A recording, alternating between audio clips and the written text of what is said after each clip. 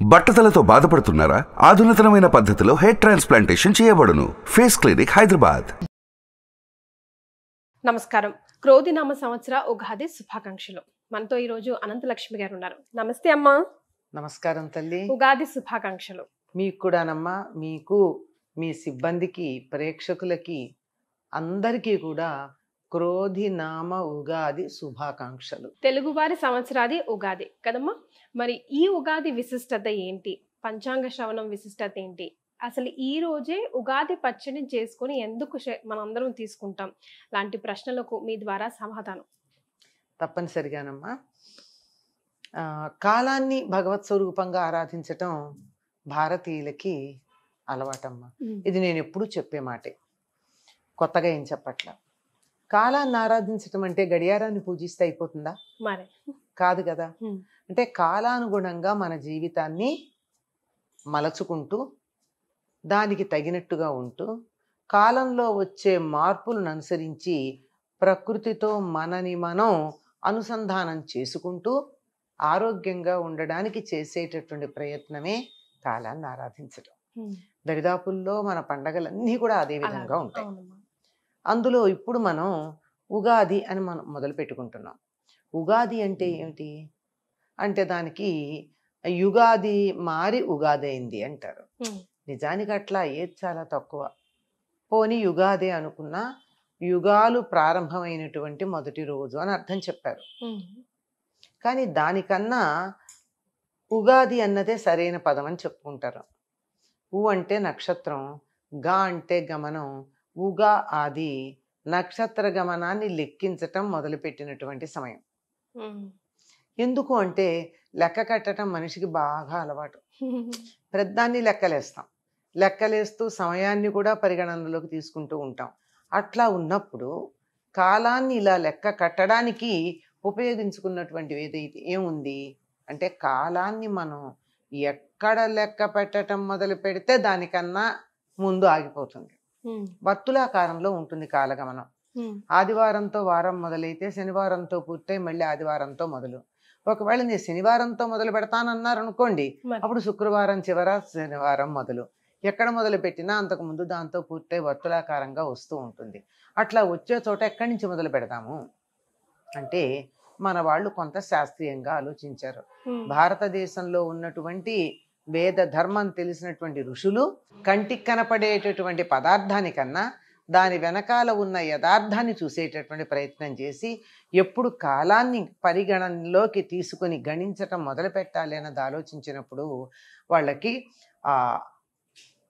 మనోనేత్రంతో దర్శించినప్పుడు కనపడినటువంటిది. దాన్ని బట్టి చైత్రమాసం శుక్లపక్షం పాడ్యమి సూర్యోదయ సమయంలో ఉన్నప్పుడు ఉగాదిగా మనం లేక సంవత్సరాదిగా దాన్ని లెక్క కట్టాలి అని చెప్పారు. ఎందుకు చెప్పారు అంటే, వాళ్ళ దృష్టికి వచ్చినటువంటిది. అంటే తపస్సు చేసి మనోనేత్రంతో దర్శించి వారు లెక్క కట్టి చెప్పినట్టు, శాస్త్రీయంగా చెప్పినటువంటిది. అంటే చైత్రే మాసే జగద్బ్రహ్మ ససజ్జ ప్రథమే హని శుక్లపక్షే సమగ్రంతు తథా సూర్యోదయే సతి వత్సరాదౌ వసంతాదౌ రవిరాజ్యే తదైవచ. ఈ జగత్తునంతా బ్రహ్మగారు సృష్టించటం ప్రారంభించి ఎప్పుడు పూర్తి చేశాడు? ససజ్జ పూర్తిగా చేసింది ఎప్పుడు అంటే చైత్రే మాసే, చైత్రమాసంలో ప్రథమే హని మొదటి రోజు, శుక్లపక్షే శుక్లపక్షంలో సమగ్రం పూర్తి చేసి తథా సూర్యోదయే సతి అప్పటి నుంచి సూర్యోదయం నుంచి లెక్కబెట్టి వత్సరాదౌ అన్నాడు. ఇది సంవత్సరానికి మొదలు. వసంతాదౌ ఇది వసంత ఋతువులో కూడా మొదలు అని చెప్పి అక్కడి నుంచి ఇదిగో లోకం మొదలైందండి తయారు చేసి పెట్టాడు. ఇహ స్టార్ట్ అని ప్రారంభించట. అంటే వసంత ఋతువు, చైత్రమాసం, శుక్లపక్షం, ప్రథమా తిథి అంటే పాడ్యమీ తిథి, సూర్యోదయంలో ఉన్న సమయంలో మొదలు పెట్టమని చెప్పాడు. అందుకని మనం లెక్క కట్టడం అప్పటి నుంచి మొదలు పెట్టాం. అయితే అమ్మా, మరి ఎందుకు మనం Jan 1 చేసుకుంటాం? ఇప్పుడు జనరల్ గా మా పిల్లలు అడుగుతా ఉన్నారు, ఈ రోజు ఏంటమ్మా స్పెషల్ అంటే, ఉగాదిరా తెలుగువారి సంవత్సరాది, this is our new year అంటే, అదేంటి January 1st కదా వి సెలబ్రేట్ అని అంటుంటారు. That's all world, but for Telugu people ఈ రోజు రా అంటే వాళ్ళు కన్విన్సింగ్ గా చెప్పాలంటే ఏం చెప్పాలి? ప్రశ్న వాళ్ళ కన్విన్సింగ్ గా చెప్పడానికి సత్యం చెప్తే చాలమ్మా. అబద్ధాలు చెప్పక్కర్లా, వాళ్ళని మెలిక తిప్పి మడత పెట్టి చెప్పక్కర్లా, ఉన్నది ఉన్నట్టుగా చెప్తే చాలు. భారతీయులు కాలాన్ని లెక్కగట్టడంలో సూర్యుణ్ణి చంద్రుణ్ణి ఇద్దరిని పరిగణనలోకి తీసుకుంటారు. ఎందుకంటే చంద్రుడికి సంబంధించిన కళలను అనుసరించి మొత్తం అంతా మనకి చాలా బాగా జరుగుతూ ఉంటుంది. మొత్తం పునరుత్పత్తి వ్యవస్థ అంతా కూడా చంద్రుడి మీద ఆధారపడి ఉంటుంది. మీరు గమనించినట్టయితే చాంద్రమానంలో నెలకి 28 రోజులే ఉంటాయి. ఆరోగ్యకరమైనటువంటి స్త్రీకి నెలసరి 28 రోజులకే వస్తుంది, కరెక్ట్, ఆరోగ్యంగా ఉంటాయి. అలాగే చెట్లు, తర్వాత జంతువులు, వీటన్నింటి యొక్క పునరుత్పత్తి చంద్రుడి మీద ఆధారపడి ఉంటుంది. అంతేకాకుండా నువ్వు అర్ధరాత్రి ఎక్కడన్నా ఒక మనిషిని తీసుకెళ్ళి వదిలేస్తే ఇవాళ తేదీ ఎంత అని చెప్తే ఆకాశంలో నక్షత్రాలు చూసి తక్కువ చెప్పేయగలరు.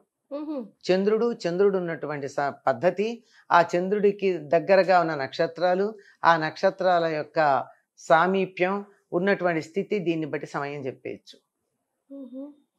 చేతిలో గడియారం లేనప్పుడు కూడా సూర్యోదయం ఎప్పుడవుతుంది అంటే తూర్పు దిక్కున బారెడు ఎత్తున చుక్క పొడిచినట్టయితే, శుక్ర నక్షత్రం వచ్చినట్టయితే అది ఇంకా ఒక గంటంబావులో సూర్యోదయం అవుతుంది అని లెక్క. ఇట్లా ఉన్నాయి కనుక ఇది ఏ నెల అన్నది చంద్రుడికి సమీపంలో ఉన్న నక్షత్రాన్ని బట్టి చెప్తారు. ఏ మాసం అన్నది చంద్రుడు ఇట్లా ఉన్నాడా అన్నదాన్ని బట్టి చెప్తారు. ఏ తిథి అన్నది ఆ చంద్రకళల్ని బట్టి చెప్తారు. కనుక పర్ఫెక్ట్గా చెప్పేయచ్చు. కానీ రాత్రింబగళ్ళ లెక్క చూడాలంటే సూర్యుడిని లెక్క చూసుకోవాలి. ఈ రెండింటిని మనం లెక్క చూస్తాం. ఈ రెండింటి లెక్క చూసి ఎక్కువ తక్కువలు వస్తే అధిక మాసంలో సర్దుబాటు చేస్తాం. దానికి కూడా శాస్త్రీయత ఉంది, ఎప్పుడు అధిక మాసం వస్తుంది అని. ఇదంతా చేసిన తర్వాత మనం ఉత్తరాయణం, దక్షిణాయనం, విషువులు, తరువాత మకర సంక్రమణం, ఇలాంటివన్నీ కూడా మనం సౌరమానాన్ని అనుసరించి చేస్తాం. ఇలా చేసే దాంట్లో మార్చి 22 లేక 21, అలాగే సెప్టెంబర్ 21 రాత్రి పగలు సమానంగా ఉండేటటువంటి కాలం. అంటే భూమధ్య రేఖ దగ్గర సరిగ్గా రాత్రి 12 గంటలు, పగలు 12 గంటలు ఎగ్జాక్ట్లీ ఉంటుంది. మన దగ్గరకు వచ్చేప్పటికి స్వల్పంగా తేడా ఉంటుంది, కానీ రాత్రింబగళ్ళు సమానంగా ఉండే కాలం. వాటిని విషువులు అంటారు. విషు అన్న పేరుతో మనకు కొన్ని కర్ణాటక, కేరళలోను, బెంగాలు వాటిల్లోనూ విషు అనే పేరుతో ఒక పండగ చేసుకుంటారు. అది వాళ్ళకి ఉగాదిగా. అలా ఎప్పుడు ఉంటుంది? అది మార్చి 21, 22, 23 ఈ ప్రాంతాలే. ఇదే కదా సరిగ్గా ఉండేటటువంటి కాలం. సంవత్సరానికి దరిదాపుల్లో చంద్రమానాన్ని అనుసరించి, సౌరమానాన్ని అనుసరించి 1-2 రోజులు తేడా ఉన్నా దరిదాపుల్లో ఇప్పుడే వస్తుంది. మనకు కూడా 10 రోజులు కావచ్చు తేడా. మళ్ళీ వచ్చే ఏడాది సమానంగా వస్తుంది. ఇలా ఉండేటటువంటిది పాశ్చాత్య దేశాల్లో కూడా అప్పుడే చేసుకునేవాళ్ళు. కొత్త సంవత్సరం మార్చి 23, 22తో అయిపోయి 23తో చేసుకుంటే నెల చివరిలో ఏం బాగుంటుందిలే అని చెప్పి ఏప్రిల్ 1 చేసుకోవడం మొదలెట్టారు. ఏప్రిల్ 1 చేసుకున్న తర్వాత ఇది బాగుండలేదండి, జనవరిలో చేసుకుందామని జనవరికి వెళ్ళారు. అంటే జీసస్ పుట్టిన తర్వాత, ఆయన డిసెంబర్లో పుట్టాడు కదా, అంచేత జనవరి 1 చేసుకుందామన్నారు. అంటే కొత్తగా ఇది రాజకీయమే ఇదంతా. జనవరి 1 చేసుకోవడం మొదలు పెడితే కూడా ఇప్పటికీ కొంతమంది, అప్పటికీ కొంతమంది పాతకాలపడు మాలాంటి వాళ్ళు ఉంటారు. ఏటీఎంకి వెళ్ళడం కన్నా క్యాష్ ఇవ్వడం బెటర్ అనుకునేవాళ్ళు. అంటే అది ఉందని తెలుసు కానీ వీ డూ లైక్ దిస్, అలవాట్లేక కనుక అట్లా చేసేవాళ్ళని ఫూల్ అనడం మొదలెట్టారు. అంచేత ఏప్రిల్ ఫూల్ అన్న మాట వచ్చింది. ఇంకా పాతకాలపు వాళ్ళు, తెలివి తక్కువ వాళ్ళు, ఫూలిష్ పీపుల్, మేము తెలివిగా జనవరి 1 పెట్టుకున్నాం కన్వీనియంట్ అని. అలా మారింది అనడానికి నిదర్శనం ఏమిటో తెలుసా? మార్చి మొదలు పెడితే ఏప్రిల్, మే, జూన్ అయిపోతే జూలై, ఆగస్ట్, సెప్టెంబర్ 7వ నెల, అక్టోబర్ 8వ నెల, నవంబర్ 9వ నెల, డిసెంబర్ 10వ నెల. లెక్క పెట్టుకున్నారా? డెసి 10, నవ 9, ఆక్టా 8, సెప్టా 7. మరి ముందువేమైనాయి అంటే రాజుల పేర్లు పెట్టుకున్నారు. జూలియస్, ఆగస్టస్ వీళ్ళ పేర్లు పెట్టుకున్నారు. ఆ పేర్లు పెట్టేటప్పటికల్లా 5, 6 రాల. ఈ ఏప్రిల్ నుంచి కొంచెం తేడా వచ్చేసింది, వీళ్ళకి ఇక్కడి నుంచే లెక్క వచ్చేసింది కదా, అలా వచ్చేసింది. మరి అందువల్ల ఏం జరిగింది, జూలైలో 31 రోజులు ఉన్నాయి కదా, జూలై ఫుల్ మంత్. ఆగస్టులో 31, 2 ఎలా వచ్చాయి? September 30, October 31, August 31. మరి జూలైలో కూడా 30 ఎలా వచ్చాయి? అంటే జూలియస్ సీజర్ తన పేరు మీద నిలబెట్టాక నా నెలలో తక్కువ ఉంటాయా అన్నాడు. అందుకని ఎక్కడి నుంచి తీసుకొచ్చారు? పాపం ఫిబ్రవరి నోరెత్తేది లేదు, మార్చి మొదటి నెల అయింది కదా, అంచేత మార్చిని అనడానికి వీలు లేదు. చివరి నెల ఏమవుతుంది అప్పుడు? మార్చిలో మొదలు పెడితే ఫిబ్రవరి అవుతుంది కనుక ఫిబ్రవరిలోంచి ఆఖరి నెలలో నుంచి ఒక రోజు తీసుకురండి ఇక్కడ వేసేయమన్నారు. ఇంత శాస్త్రీయంగా ఉంటుంది మనం అనుసరించేటటువంటి గ్రెగేరియన్ క్యాలెండర్ అని చెప్పేది. రైట్. సో ఇది అసలు తెలుగువారి సంవత్సరాది ఉగాది ఇది ఇట్లా జరిగింది. దీన్ని బట్టి అర్థమైంది ఏమిటంటే మనం జనవరి 1 అన్నది ప్రపంచం అంతా అనుసరిస్తోంది. అనుసరించటానికి కారణం రాజకీయమైనటువంటి ఒత్తిళ్ల వల్ల దాన్ని ఒకప్పుడు మొదలు పెడితే ఆంగ్లేయుల పరిపాలనలో వాళ్ళు అనుసరిస్తున్నారు గనక ప్రపంచంలో చాలా దేశాలను వాళ్ళు పాలించారు గనక ఆ సమయంలో వాళ్ళు చెప్పింది బాగానే వాళ్ళు చెప్పింది అనుసరించక తప్పని పరిస్థితుల్లో యావత్ ప్రపంచం దీన్ని అనుసరించటం మొదలుపెట్టి మనం కూడా అనుసరిస్తూ ఉన్నాము. కానీ చాంద్రమానాన్ని అనుసరించి మనం చెయ్యాలి అనుకుంటే మాత్రం వసంత ఋతువు, ఋతురాజము, ఋతువుల్లోకి మొదటిది, ఎప్పుడైనా మొదటిదే బాగుంటుంది అన్నిటికన్నా. మొదటి రోజు ప్రధానం కదా, ఫస్ట్ డే అంటూ ఉంటాం. అలా ఫస్ట్ డే ఆనందంగా ఉండాలి. వసంత ఋతువు, ఇది పూలు పూస్తూ ఉంటాయి, పళ్ళు వస్తూ ఉంటాయి, పనులు అయిపోయి ఉంటాయి, పంటలు ఇంటికి వస్తాయి, ఆనందంగా ఉండే కాలం. ఇక్కడి నుంచి ఒక 4 రోజులు అన్ని ఉత్సవాలే ఉంటాయి కదా మనకి. ఇలాంటి కాలంలో మనం సంవత్సరాన్ని ప్రారంభించుకుంటే బాగుంటుంది. ఇది లౌకికంగా. కానీ బ్రహ్మగారు అప్పటికే ఆయన వసంత ఋతువులో చైత్రమాసంలో శుక్లపక్షంలో మొదటి రోజు నుంచి మీరు సృష్టి కార్యం ప్రారంభించుకోండి, నేను చేయడం పూర్తయిపోయిందని డిక్లేర్ చేశాడు కనుక అప్పటి నుంచి చేసుకుంటాం. ఇది సత్యం. మనం వాళ్ళకి కన్విన్సింగ్గా చెప్పాల్సిన పని లేదు. సత్యం తెలుసుకోవాలనుకున్న వాళ్ళకి అర్థమవుతుంది. అయితే మనం ఇప్పుడు వెంటనే ప్రశ్న, అది పాటించద్దా? ఏం చేస్తాం? ప్రపంచం అంతా మన పద్ధతిని పాటించే వరకు దానిని అఫీషియల్గా దాన్ని పాటిద్దాం. ఇంట్లో పండగలకి, పుట్టినరోజులకి చంద్రమానాన్ని పాటిద్దాం. సో ఉగాది రోజే పచ్చడి చేసుకోవడానికి గల కారణం ఏంటమ్మా? మనకి పండగలన్నీ కూడా ప్రకృతితో సంబంధం ఉన్నవని చెప్పుకున్నాం కదా. ఇది వసంత ఋతువులో వచ్చేటటువంటి పండగ. వసంత ఋతువు అనగానే చెట్లు చిగిర్చి పూలు పూస్తూ ఉంటాయి. అన్ని చోట్ల పూల పుప్పొడి ఉంటూ ఉంటుంది. ఈ పుప్పొడి పడని వాళ్ళు చాలా మంది ఉంటారు ఆనందంతో పాటుగా. అందుకే ఈ ఋతువులో మీరు గమనించినట్టయితే పిల్లలకి చికెన్ పాక్స్ లాంటివి వస్తూ ఉంటాయి. ఏం లేదు, కాలానుగుణంగా వస్తాయి. పెద్ద మందులు వేయకపోయినా కానీ వేరే రోగాలు లేకపోతే తగ్గిపోతాయి, అట్లా వస్తాయి కనుక అలా వస్తాయి గనక ఈ ఋతువులోనూ సరిగ్గా మళ్ళీ శరదృతువులోనూ కొంచెం ఆరోగ్యపరమైనటువంటి నియమాలు పాటించాలన్నారు. వసంత ఋతువు ఒకటి, శరదృతువు ఒకటి యమదంష్ట్రలుగా చెప్పబడ్డాయి. యముడు కూరలు చక్కగా పెట్టుకుని కరక్కర నవలడానికి సిద్ధంగా ఉంటాడట. ఆ కూరల బారిన పడకుండా ఉండాలంటే మన ఆరోగ్యాన్ని చూసుకోవాలి.